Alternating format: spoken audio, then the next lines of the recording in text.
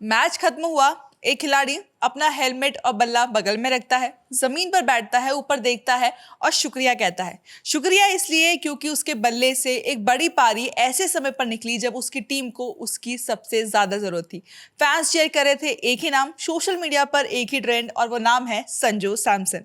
भारत का मुकाबला आज वेस्टइंडीज के साथ था। वर्चुअल क्वार्टर फाइनल, यानी कि जो भी टीम ये मुकाबला जीतती उसी को सेमीफाइनल में एंट्री मिलती।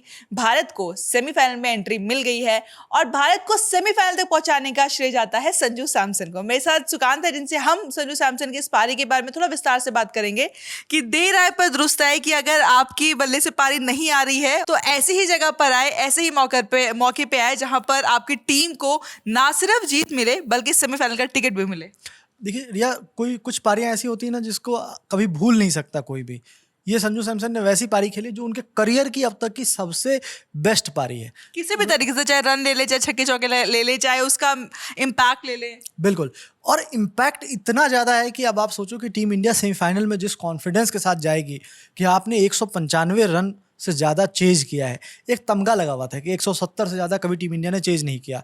3 बार चेज हुए, तीनों बार विराट कोहली थे। तो मतलब अब नई टीम क्या ये कर सकती है, क्योंकि 195 रन जब बन गए तो सबसे बड़ा सवाल ये था कि करेगा कौन। और इन सब में आप देखो, संजू सैमसन को सबसे कम मौका मिला है। मतलब पहले उनको एशिया कप से के बाद से उस शुभमन गिल के प्रकरण में बाहर रहना पड़ा। फिर उसके बाद जब वो टीम में आए तो आउट ऑफ फॉर्म हो गए, और उसके बाद ईशान किशन टीम में आ गए। और मतलब लगभग मौका भी मिलता था, जब कोई एब्सेंस हो तो मौका मिले। और वैसे में जब एक तरह से स्टेफनी रहे वो इस पूरे वर्ल्ड कप में पिछले एक साल में, अगर हम देखें कि जब तक शुभमन गिल की एंट्री नहीं हुई थी, उनकी एंट्री के बाद से वो लगातार स्टेफनी के तौर पर ही टीम में रहे। बिल्कुल, और अभी ईशान किशन के आने के बावजूद, मतलब फर्स्ट चॉइस विकेट कीपर के तौर पर वो थे। इस न्यूजीलैंड सीरीज से होता था कि लास्ट में कॉन्फिडेंस गेन करेंगे, लेकिन फिर ईशान किशन ने ऐसी पारियां खेली न्यूजीलैंड के अगेंस्ट कि लोग ऑप्शन ही नहीं बचा। मतलब ईशान किशन को आपको लेना पड़ा, और उन्होंने भी एक अच्छी पारी खेली है पाकिस्तान के अगेंस्ट, उसमें कोई बड़ी बात नहीं है। लेकिन जो सबसे इम्पॉर्टेंट था ये मोमेंट इस मैच में, क्योंकि ये वर्चुअल क्वार्टर फाइनल था। आपको पता था कि इसका दबाव इतना ही है कि आप क्वार्टर फाइनल ही खेल रहे हो। ठीक है, आपको लग रहा है सुपर 8 का मुकाबला है बहुत, लेकिन आपके लिए क्वार्टर फाइनल था, और आपने फिर उस प्रेशर को हैंडल करते हुए उस मैच को जिस एनर्जी के साथ जीता है। हमने पिछले 3 दिनों में देखा ऐसा कि जब लगता है कि अब सम्मान को बचाने की लड़ाई, पाकिस्तान के अगेंस्ट श्रीलंकन टीम बहुत अच्छा खेलती है, लेकिन लास्ट में चेज नहीं हो पाता है। न्यूजीलैंड की टीम लगभग वो काम कर लेती है, लेकिन वो भी अगर मगर की गणित में फंस जाती है और पाकिस्तान पर डिपेंडेंट हो जाती है। तो मतलब जिनके पास मौका था वो उस मौके को नहीं भुना पा रहे थे। तो बहुत बड़ा प्रेशर क्या कराता है वो हमें पता है, लेकिन यहाँ पर संजू सैमसन ने जिस तरह से प्रेशर को एब्जॉर्ब किया और एक एंड से मतलब वो काम जारी रखा कि लगातार कब हिट करना है, कब रोकना है, कब। ये चीज जो हम लगातार बात कर रहे थे ना कि टीम इंडिया में वो एंकर रोल वाली पारी खेलने के लिए हमको कोई ऐसा इंसान चाहिए जो खेल पाए, और खासतौर पर ऐसे मैच में जहां पर आप 195 रन चेस करें, वहां पे जरूरी है कि कोई एक खड़ा रहे। तो फाइनली वो एंकर नजर आया संजू सैमसन में। बिल्कुल, अब आप वो सोच सकते हैं कि संजू सैमसन के सबसे नेचुरल शॉट्स हैं उनके छक्के, बहुत फ्री फ्लोइंग आते हैं। लेकिन आज जब वो छक्के एक समय के बाद उनके आने बंद हो गए थे, क्योंकि उस समय उनको पता था कि अभी मेरी ज़रूरत है कि मैं यहाँ पे खड़ा रहूँ।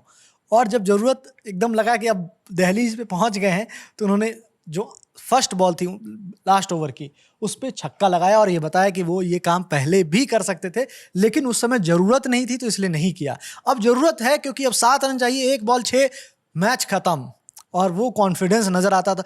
मतलब मैं बोलूँ कि ये पारी आपको, फिर बहुत सारी ऐसी पारियां होती है, मैं कंपेयर नहीं करना चाहता हूँ क्योंकि उससे, लेकिन ठीक है हम कंपेयर नहीं करेंगे, लेकिन एक लिस्ट बता देते हैं कि ऐसी पारियां जिनको फैंस याद रखते हैं, जिन्होंने टीम इंडिया के लिए मतलब बहुत कुछ कमाल का किया, उन पारियों की लिस्ट में एक और नाम जुड़ गया। तो कौन सी पारियां हैं वो बता सकते हैं? देखिए बिल्कुल, उसमें गौतम गंभीर के 97 रनों की पारी है, और उसके बाद युवराज सिंह की 70 रनों की पारी ऑस्ट्रेलिया के अगेंस्ट 30 गेंदों में उन्होंने बनाई थी, और उसके बाद विराट कोहली की वो 83 रनों की पारी जिसकी आज तक चर्चा होती है, 2018 वाला 2022 वाला जो पाकिस्तान के अगेंस्ट उन्होंने खेली थी। मतलब कुछ जो अभी हमने हाल में जेमिमा रॉड्रिक्स की पारी देखी वनडे वर्ल्ड कप में ऑस्ट्रेलिया के खिलाफ। बिल्कुल उस पारी की क्या कहने, मतलब उस पारी को हम, ठीक है, वो भी एक ऐसी ही पारी थी जहां पे स्पिरिट ऑफ द गेम दिखता है कि आपको क्या स्पिरिट के साथ आप एंटर किए थे। और जिस समय देखिए एक चीज़, दिनेश कार्तिक कमेंट्री कर रहे थे, मुझे याद है 50 रन पूरे हुए, संजू सैमसन ने 50 पूरी की, उन्होंने ठीक है वो किया अपना जो सिग्नल करना था, और उसके बाद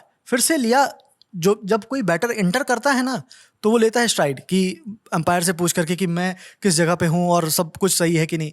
मतलब वो इस मेंटली ये थे कि 50 हो गए हैं लेकिन मेरा काम पूरा नहीं हुआ, और ये बात सबने नोटिस की आज कि उन्होंने ये लगातार किया कि काम पूरा नहीं हुआ है, काम पूरा नहीं हुआ है। और जब तक काम पूरा नहीं किया तब तक वो उस तरह से ही खेलते रहे कि नहीं, अभी मैं इसको और डीप लेके जाऊंगा, मुझे लास्ट ओवर तक जाना है, मैं आज जीत लेके ही जाऊंगा यहाँ से।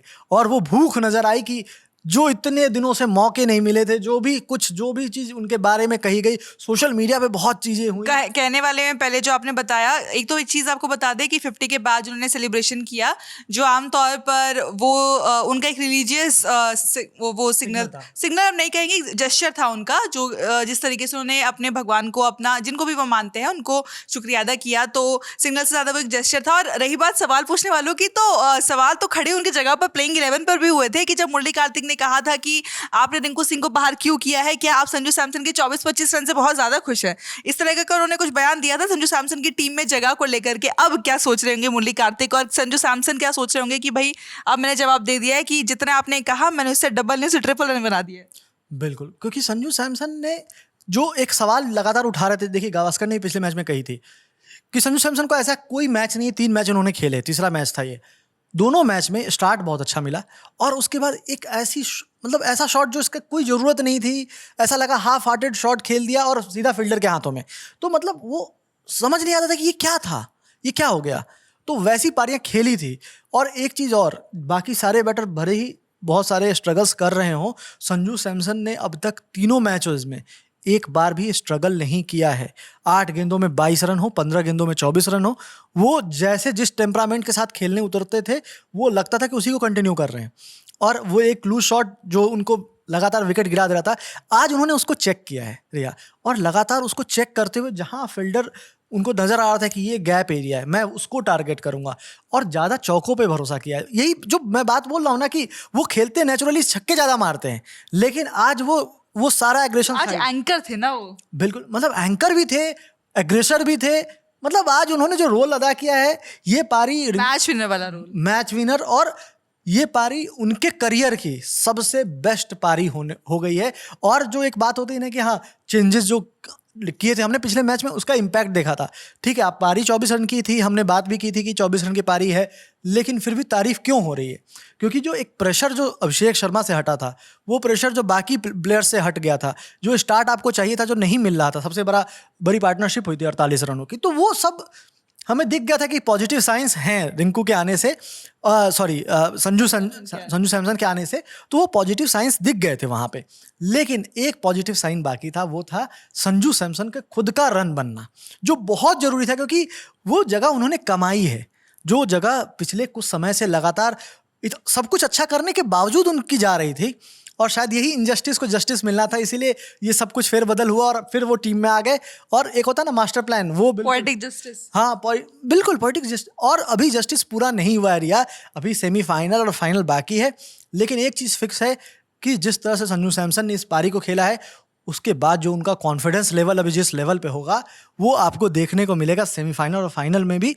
और टीम इंडिया का जो कॉन्फिडेंस यहाँ से गेन हुआ होगा, वो बहुत अलग लेवल पे जाएगा, क्योंकि आपको पता है कि आप एक इतने प्रेशर सिचुएशन में आए और आपने वहाँ से, जहाँ पे सब आपको वो कर चुके थे कि अब तो ये नहीं जा सकते, सुपर 8 में इनके चांसेस खत्म हैं, बहुत सारी बातें हुई जब हम साउथ अफ्रीका से इतनी बड़ी हार हारे। लेकिन उसके बाद जिस तरह से कमबैक हमने किया है और जिस तरह से संजू सैमसन ने कमबैक किया है टीम में, बस अब स्पीचलेस हूँ, इससे ज़्यादा कुछ नहीं बोला जा सकता, क्योंकि वो ऐसी पारी है कि मतलब आप कुछ भी बोल लो तो वो हमेशा कम ही लगेगा, वैसी पारी थी। यानी कि संजू सैमसन ने एक सही समय पर एक सही पारी खेली, करियर की बेस्ट पारी खेली, और ये तय किया कि भारतीय टीम सेमीफाइनल में पहुंचे। और अब भारत उस खिताब से, उस हिस्टोरिकल खिताब से केवल 2 जीत दूर है। सेमीफाइनल और फाइनल 2 मुकाबले हैं। पहले सेमीफाइनल की बात करेंगे, क्योंकि अगला मुकाबला भारत का इंग्लैंड से होने वाला है, जो कि सेमीफाइनल होगा। संजू सैमसन ही नहीं, T20 वर्ल्ड कप में जितने भी कमाल की पारियां खेली जा रही हैं, जितने भी कमाल के मैच हो रहे हैं, रिकॉर्ड्स हो रहे हैं, सारी अपडेट्स हम लगातार आप तक पहुंचा रहे हैं। तो इसके लिए जरूरी है कि आप हमारे साथ जुड़े रहिए।